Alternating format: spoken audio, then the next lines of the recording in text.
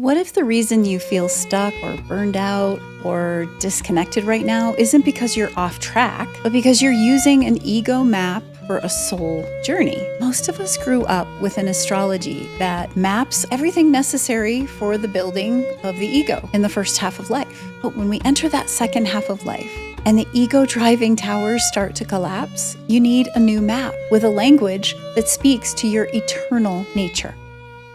Today, I'm going to share why the birth chart that guided your past may no longer fit your future, why the actual stars in the sky hold the fire and wisdom your soul has been hungry for, and what happens when you finally align with those stars. Midlife brings a time of questioning pretty much everything. We start to turn to things like personality assessments and quizzes and strengths assessments, and maybe we hire a psychic or have a tarot reading, and many of us might consult an astrologer. Today's episode is talking to those who maybe are curious about astrology, and it's a very powerful tool, but it's really important to know and understand what you're getting. Now, many in the second act feel something's not quite right when it comes to their birth chart and the horoscopes that they're seeing in the newspaper or these guides, these old maps that they turn to in their 20s and 30s. Maybe they even start to feel a little bit hollow or inaccurate or maybe superficial. Well, our midlife restlessness is not a crisis or a problem to be fixed. I've said this in many episodes before, but it's a collapse of the ego-driven structures trying to make room for our soul truth. The old map is more for the ego, the personality, the outer life, all the things we had to do to find our way in the first half of life. And I want to introduce you to a map supporting you to allow your soul to take the reins in the second half of life. Welcome to Soul Knows the Way, a podcast for women in the second half of life who sense a soul hunger they can no longer ignore, a longing for truth, depth, and a life lived from the inside out. I'm Kim Marie, soul guide and author, and I'm here to walk that journey with you. So let's talk about this mysterious soul map that most of us are completely unaware of. So I'm going to talk about ultimately two maps. These two maps were once aligned, and now they're completely different. It's almost like they've created two paths. One that represents a more earthly path and one that keeps us connected with the cosmos. And the idea is that we want to take this work that we're going to talk about today and use it as a bridge, a building of a bridge, an integration of earth and cosmos, and what the best path forward might be to help us on the necessary path of the evolution of our consciousness and our capacity to find full embodiment on this earth and even feel like we're truly aligned with our soul, which is such a craving that we have as we enter midlife or approach midlife and cross this threshold. It's like a bridge crossing from one stage of life to the next. So I share this as an integration, as a bridge building process to help us find a map that feels more aligned in the second half of life, shifting out of a more earth-only focus and toward a union with cosmos and spirit that our soul is absolutely craving. So what are these two maps? Well, they are ultimately two, you could say, types of astrology. One uses the tropical Western zodiac, or also known as tropical astrology, and the other is known as sidereal astrology. Hang in there with me because I'm going to talk about some things that nobody's really talking about, and I have really come to see the importance of this as we enter into midlife and we shift into a different territory of life. Nobody's talking about how these two maps differ and how important it really is to understand them if we're going to honor leading a life that comes from a place of soul alignment. So the first map, the tropical zodiac or the tropical astrology. The basis for this was determined based on a 0 point of the sun being at 0 degrees Aries at the vernal equinox, or the spring equinox, as it's more commonly known. Now, why does this matter? Well, at the time that this was designated, both maps matched. Both maps matched the sun being at 0 degrees Aries. So nothing wrong with that. But as you're going to find out in a moment, the map has changed. And because that has changed, but tropical astrology maintains that the sun is still at 0 degrees Aries on the spring equinox, the tropical zodiac or tropical astrology has really become a map of the stars and cosmos to consistently dated seasons. In other words, it's more like a calendar. It's kind of like seasonal cycles and a measure of our immediate environment. It's like a space-time grid that really focuses a little bit more on time that the ego forms and aligns with in order to develop. Now, the qualities of this astrology, this tropical astrology, tend to focus more on our ego, our personality, our current life conditioning, you could even say. And while it does focus on karma, it tends to focus a bit more on the drama side of karma. So it's more like our psychological defenses and defense mechanisms that we might put up and the baggage that we've carried into this life, and especially the conditioned beliefs that we may have. And that can all be a really good thing in some ways to learn and understand what are some of these things that I'm getting stuck in. It also can express our social persona, the persona or personality that we've been conditioned to be. And understanding this helps us see maybe more of a surface consciousness, what our defenses are, what our emotional challenges are, even maybe digging into some of our unresolved patterns and our desires and biases. Most of these things are coming from our lower nature. And tropical astrology really can help us to see what's happening in our lower nature and some of this conditioned thinking or these conditioned belief patterns. The problem arises in that while maybe we needed to learn to fit into society as a developing ego in the first half of our life, it deters us from our true soul purpose, especially as our soul starts knocking at the door a little more loudly in the second half of life. The tropical astrology is actually lacking in deeper cosmic or source truths, you could say. Now, that's not to say it doesn't have value and there are no truths to it. It's just different. And I'll share more about that in a second. But ultimately, the tropical astrology comes out of common belief and not actual truth. And so I want you to consider how many common beliefs that we as a culture or society used to have that completely slowed our progress. I mean, at one time, we thought the earth was flat. We had no concept of this incredible multidimensional universe that can be seen from these three-dimensional, multidimensional perspectives, right? Or in the medical world, bloodletting used to be a method that was used, a big belief that we had that needed to happen.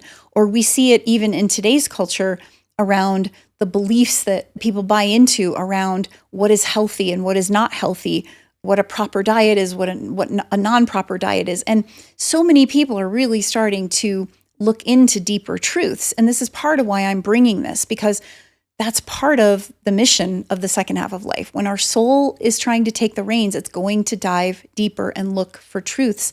And it's important to understand that astrology has some of the same truth that we really need to look for. Now, the tropical astrology can be kind of like an egregore, which is a collective group mind that guides the energy.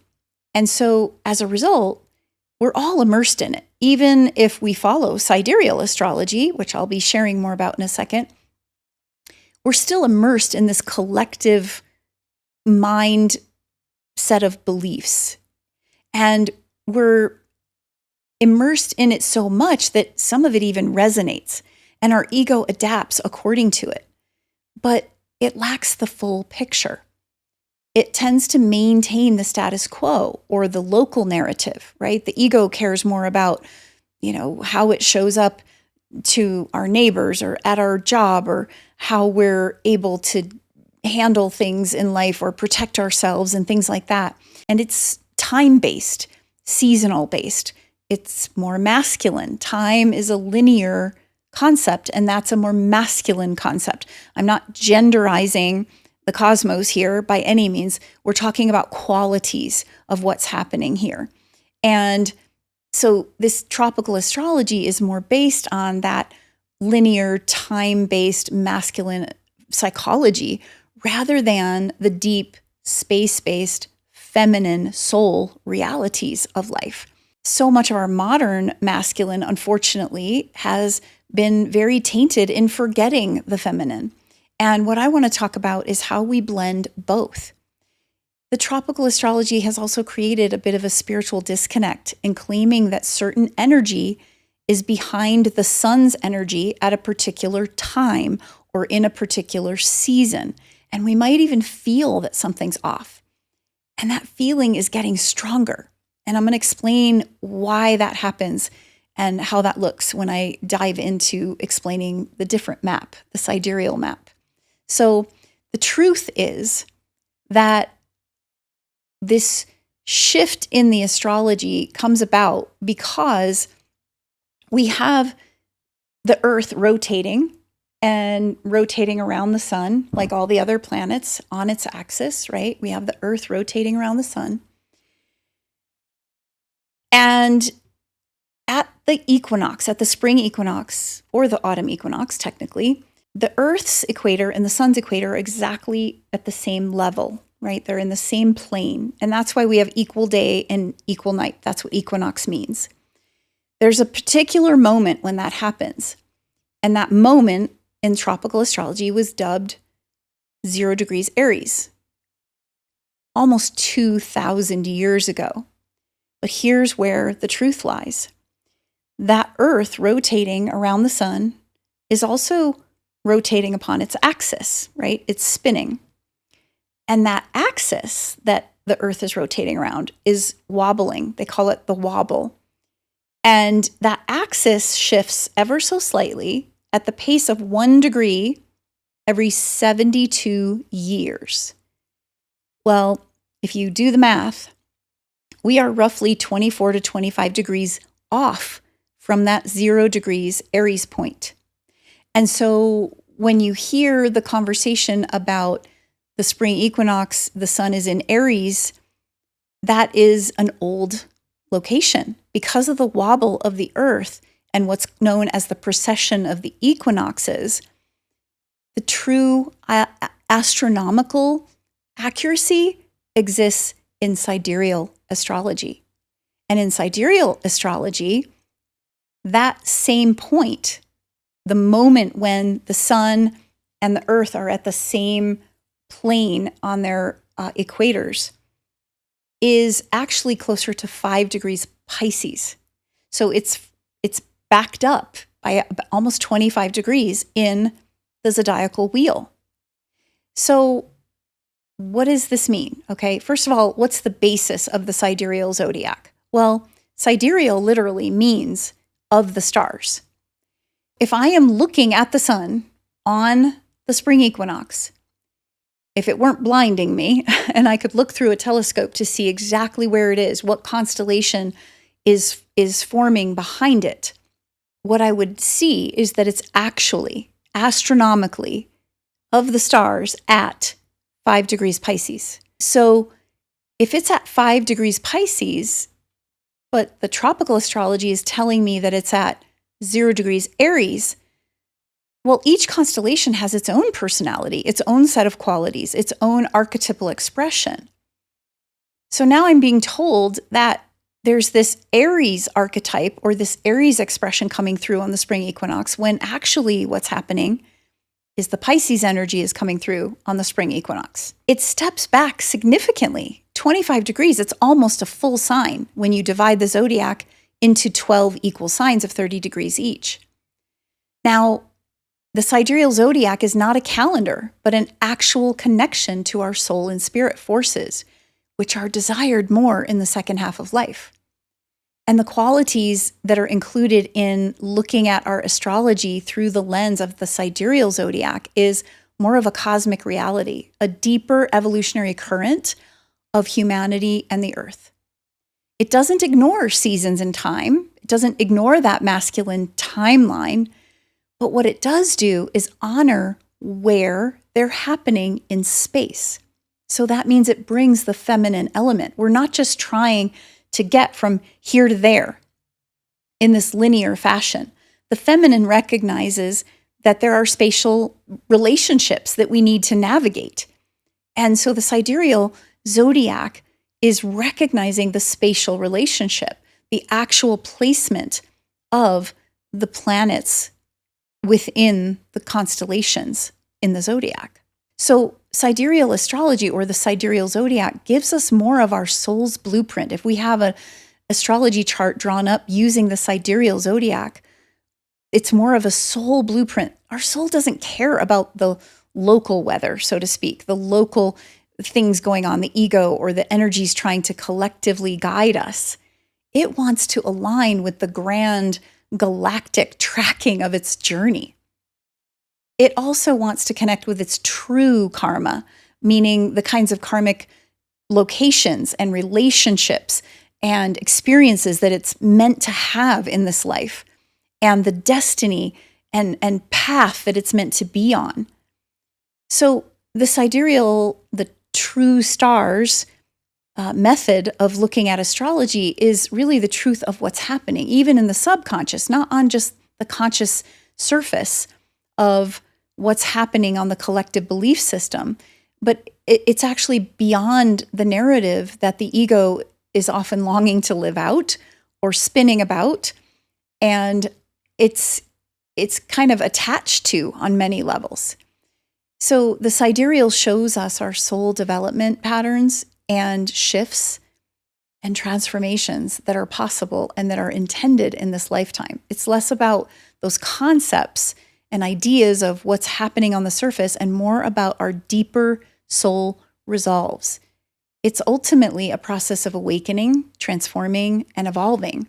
And it weaves cosmic fate and soul evolution via the Earth's playground together. Having this amazing realization can create a huge shift in our identity, for one thing. And yet, isn't that exactly what many of us are feeling anyway in midlife, in our second half of life? Just as midlife comes on, it starts to initiate us, whether through menopause, like I've talked about in other videos, or through the notion of the shifting of empty nesting, of just feeling like that rub that something is not quite right. The tropical zodiac reflects who we were built to be in the world, like navigating in the world, and how our ego can fit in and find its way and figure things out based on that more collective consciousness. In other words, the belief is that the sun is at 0 degrees Aries after all these years, nearly 2,000 years. But the truth is very different. That fact can distract us from our evolutionary process. It can keep us looping in the same patterns. Whereas the sidereal zodiac or the sidereal astrology methods reflect who our eternal nature is calling us to become. It honors the soul's authority and mission and truth and essence. And it serves our evolutionary path. Now, here's the challenge. It also tends to disrupt the egoic comfort levels. And that's why so many people really struggle to even look at this, because they're very attached. They're very identified, we could say, with their sun sign, their moon sign, their rising sign. And I said this can kind of create a new identity. And on many levels, I wonder to what degree some of us, as we cross that bridge into midlife, as we shift toward the second half of life, how much of us stay attached to things like our sun sign because it's what we've always known ourselves to be. And what if exploring this, and I'll share with you in a bit, some ways that you can explore this. What if exploring this actually helped you find some new direction, actually provided a tool and some different soul language that might actually support you? Now, both the tropical and the sidereal have their truths. They really do. Because there's that notion that we're all born into this collective consciousness. And so if the tropical is kind of mapping some of the collective belief system, there's going to probably be some truth and resonance with it. And then the sidereal is mapping the actual planetary placements in the stars. So there's going to be some resonance with that too. And we also must remember that the signs themselves don't operate alone. So even within that zodiacal wheel, whether it's the tropical zodiac or the sidereal zodiac, the relationships between the planets that are traveling within that wheel are going to be the same in both wheels. In other words, if you have the moon and the sun opposite each other at a certain time, maybe it's the time of your birth, well, that's a full moon also. If the moon and the sun are opposite each other on that wheel, it's a full moon. That's going to be true whether you are looking at a tropical chart or a sidereal chart. What's going to be different, most likely, is the location of those planets within the wheel. If you were in Capricorn, most likely for that sun, you're going to be in Sagittarius, right? If you were in Cancer as the opposition to the Capricorn, you're most likely going to be backed up into Gemini. So that's really, really important to look at and to pay attention to. It's important to see and understand those links, and those planetary relationships are maintained, but the energy behind them is different. So I'll just use me as an example. When I was young, I always loved the stars. I started looking at the stars and being curious about them. I remember going to a planetarium when I was a kid and just being like, wow, this is just amazing. And being so curious about it. And then as I got a little older, I started doing things like reading the horoscopes, because maybe the stars are communicating with us. But I remember even then, I found no resonance with the typical newspaper horoscopes. I just didn't feel it. And then sometime later in my life, I did have a tropical astrology reading, which is the typical reading most of us are going to get if you find an astrologer and you don't know the difference between this. And it was helpful. There were some things that I found reasonable. And as I said, there's probably things I did resonate with. But there were a lot of things that just felt empty, not quite there. And then I discovered, just as I was crossing that threshold into the second half of life, sidereal astrology. And in my case, in the tropical astrology, I was a Virgo. My sun was in Virgo. So I was a Virgo, right? And yes, I have a lot of Virgo qualities, a lot of qualities around organizing and planning and perfectionism, good or bad. And I could see the benefits of those things and the shadow side of those things, how my perfectionism made me want to control things and whatnot. It was how I showed up in the day-to-day. It was how I learned to show up in the day-to-day, how I coped, how I felt safe. When I came to understand in the sidereal zodiac, I am a Leo because now my sun has shifted back 25 degrees. So it shifted into the constellation of Leo.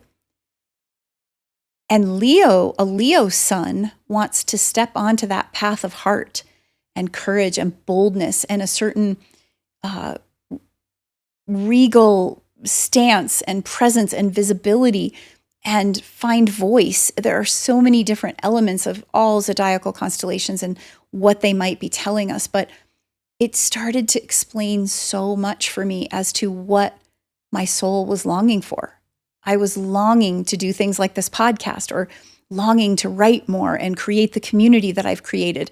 But I don't know that I would have fully seen it or even felt like it was okay. I tended to feel like something was just not right with me if I couldn't fit into the tropical zodiac. But when the sidereal came, something new fit. This notion of creating my life anew in the second half of life was so much more possible. Now, some of the similarities are still there. I'm still very organized and perfectionistic and things like that. But that's because I have many other elements in Virgo. For instance, my moon was in Libra in the tropical, and it is actually in Virgo in the sidereal. And so the soul path is so much more clarified because I understand some of the energies, and it doesn't mean everything from what I had learned in the tropical was necessarily wrong. But what's happening is I'm seeing things on a deeper level. And I should say that I mentioned that it's 25 degrees off. Now, that's only 25 out of the 30 degrees. So there's a 5-degree gap where if you were born at the end of a sign, like let's say you were born in the last 25 to 30 degrees of a sign. All right, like if I had been born in the last 25 to 30 degrees of Virgo in the tropical, then when I shift back 25 degrees, I'm going to be in the first 0 to 5 degrees of Virgo because I haven't shifted back the entire sign. So for some of you that are more on that cusp, you're going to find that you're the same sign, but that's rare. And you may only be the same sign for your sun. Most likely, most of your other planets are going to be in different signs. They're going to be coming from a different kind of energy or inviting a different kind of energy that becomes ever more important to look at in the second half of life.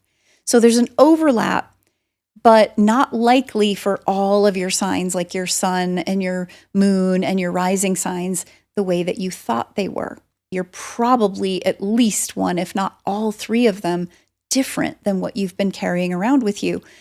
So there's a lot to think about here. And like I said, it was more this ego-based, personality-based in the tropical and the first half of life. That's what we were developing. And now that we're going to develop soul, it can become a bit of a wrestling to cross that bridge. And this is why I want to build a bridge with what we're talking about here today. The old ways tend to deaden the reality of the stars that are here to support us. Our thoughts can become deadened as a result. And we can walk around with a fragmented version of our true self because that old map is built on collective beliefs and therefore connected to more of the drama karma or the ego or the personality rather than the soul that we're trying to connect with in the second half of life. We have lost the language of the stars in so many ways. There's a verse that I always loved that touched me so deeply from Rudolf Steiner, and it says, "The stars once spoke to man. It is world destiny that they are silent now. To be aware of the silence can become pain for earthly man. But in the deepening silence, there grows and ripens what man speaks to the stars." I just love that verse. It speaks so much to the notion that maybe because we needed to individuate, to grow, to evolve in consciousness, the two maps showed up. And we maybe even needed to go to that collective belief system to allow us to recognize that pain. And the pain is real. We feel it in the day-to-day. We feel that something doesn't fit. We feel that we can't quite keep going the way we've been going. Maybe we're even bereft and empty of our soul resolves. There's an energetic discord happening inwardly. And as a result, the outer world ends up feeling far more discordant as well. So we could think of this just like we think of that concept of as above, so below. We could think of this as from source, so in life. But the problem is life is lacking source today on many levels. There's a disconnect from that truth. And the soul wants to open us to it. It wants to open us to source. It wants to open us to that cosmic force of spirit. This is expressed, this longing is expressed in the epidemic of soul sickness that we are facing. We have this ache, this pain that we feel, and it shows up in our global effort to build toward endless ego and karmic needs We feel this creative burnout. We see this repetition of old, both collective and personal karma and patterns repeating themselves. It's showing up as addictive coping mechanisms that we struggle to shake free from. Or maybe we feel paralyzed in our decision-making and our capacity to take action. And certainly there's a tremendous struggle to find fulfillment because we're walking around as a fragmented version of our true self. This is soul sickness. This is what we're longing to break free from. The soul is craving truth and healing, especially in the second half of life. It knocks on the door and gives us many opportunities to listen. We feel it in the way life doesn't seem to fit, including your birth chart. Your birth chart may feel like it just doesn't fit you anymore. The fire of our soul wants to knock it all down. It's there, stirring and awakening, creating a restlessness and a longing. It's seeking a relationship with the whole of life, including its original sun essence that comes from the deeper relationship with the stars. That notion of the sun essence, this is why I named my women's program Solace, Soul Ace. S-O-L means sun, Ace means one. Solace is to become one with your inner sun, to become one with that sun essence. That sun essence is probably shining forth from a different constellation than what you've been told in the past, if you've only focused on tropical astrology. We are longing to connect with that eternal nature. We are ready to ignite new creative forces. We're cultivating higher spiritual thinking when we are able to start looking at these things differently. It's important for us to keep evolving and exploring beyond the typical. We could even think of it as allowing the fire of the Holy Spirit to descend upon us through the stars, through the fire of the stars, and to permeate our entire being, our thoughts, our feeling and emotional life, and our will forces, our behavior, our actions. With this new vantage point, we can begin to explore true creative potential from a soul perspective. This brings transformation through stepping beyond our edges, stepping into uncomfortable, often, territory, beyond our comfort zone. And there are so many different ways to do this. I'm going to leave you actually with 2 links in the description that mention a couple of free softwares that you can use to play around with drafting your own sidereal chart so that you can compare it. Maybe you have a printout of your tropical, or you want to look at both. You're curious about both.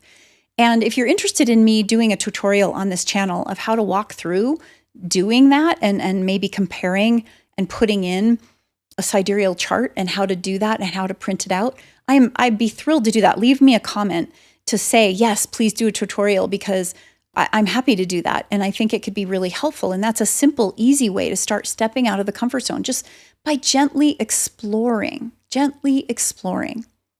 Another way is that when we're doing those charts, we can look at many different ways of doing the charts. And you'll see, it can get kind of overwhelming with these softwares, which is why I'm happy to do a tutorial. But there are lots of different house systems and zodiacal systems and things like that that can be played with in the process of this.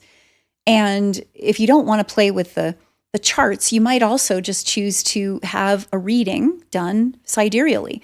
Now, Vedic astrology never stopped using the sidereal zodiac. That remains true to the 12 equal signs and to the sidereal zodiac. It's a little different in some of its emphasis, and often if you get a chart printout from Vedic astrology, it's going to probably look like 12 boxes instead of the zodiacal wheel. But that doesn't mean it's not still going to offer a lot of this more soul-based information. But at the same time, there are true sidereal astrologers out there that you could schedule an appointment with. You're going to get the uneven signs in that particular case, but there are some sidereal astrologers who do use the equal signs, equal zodiacal signs, and just look around for them. Now that you know what to look for, I highly recommend doing that so you don't have to feel overwhelmed by all these different systems. And for me, I never got into tropical astrology. And I really kind of, honestly, if I'm being truthful here, I kind of poo-pooed it. I felt like it was an outright bunch of rubbish because it wasn't true. Like, how could you say this is true when you look through a telescope at a planet and it's standing behind a different constellation? Like, how can they say that this tropical astrology is true when it's not astronomically correct? But what I've come to see as I'm now across the bridge into my second half of life, I'm really understanding how the tropical can help us in that first half of life to understand some of what the ego's wrestling with, what the karmic baggage might be, what the challenges might be, what our dynamics might be, and how we're trying to fit into the world, how the ego is trying to learn to be in the world. So now I'm looking at how can I bridge them? I'm actually trying to learn a little bit more about tropical to understand this and to help you as a person watching this video and this channel or listening to this podcast who is wanting to bridge the gap between the first half and the second half of life to find that path forward. That is a way to experiment. So just explore, have fun with it. I will leave those 2 links and let me know again in the comments if you want me to do a tutorial for you. And of course, feel free to reach out to a Vedic or Sidereal astrologer just to explore and compare and contrast and research and play, have fun, test things out. Most importantly, speak to the stars. Cultivate a relationship with them, not an identity. Stop identifying as I'm a Virgo, I'm a Pisces, I'm an Aries, I'm a Taurus. Stop identifying. We are here to create relationships with various archetypes, with various planets, constellations, nature and nature beings. Relationship is where it's at. And if you want to test the waters, just diving in a little bit. I mentioned earlier that the 7 planets are associated with the 7 chakras and the organs of the body. Well, I do mention in my 7 Keys to Reclaim Your Soul, which is a completely free guide, that each of those 7 keys is associated with the 7 chakras, and those are connected with the 7 innermost planets as well. I don't go into the planetary aspects too much, but just beginning to associate some of these ideas, you might enjoy downloading that and playing with that. So that's a totally free download. And if you want to go deeper into some of this, my Solace program is available for membership. And every week we do a weekly planning session where I talk about the sidereal cosmic influence so that we can stay soul aligned and tap into the soul forces that are being revealed to us that week. I do monthly planning as well as quarterly planning sessions. I also have come on into the Soulstead where it's a free gathering and group where I have quarterly gatherings at the equinoxes and solstices. And I always bring these sidereal cosmic influences to those gatherings and share what's happening and what's going on from that deeper soul perspective that connects us with our soul, with nature, and the season all together, all in an integrated way. So I invite you to check those out. All of those links are in the description. So feel free to dabble first in some of these things before you fully print a chart and start messing around with it or go pay for a full astrology reading. Just begin the process of cosmic awareness to find a sense of greater stability and soul connection. We want to be rooted in the soul in the second half of life. That is what our soul is crying for. This is supported by aligning with the real stars and being grounded in practical wisdom. This helps us restore our creative forces and creates that true sense of fulfillment we've been looking for. And working with the sidereal space-time matrix brings a sense of peace and clarity. And most of all, it brings this unshakable anchor during times of deep transition like those we are going through now. It's no more abstractions or covering up the deep work of the soul, or eliminating the feminine. The soul is the feminine force. And yes, we need to be connected to spirit, but if we keep ignoring this feminine force, we can't open to spirit. And this brings the source and spirit truth to the forefront of our evolution. And it's time for a new path forward. So I hope you will play and take the leap beyond your comfort zone. Until next time, keep listening to soul, because soul knows the way.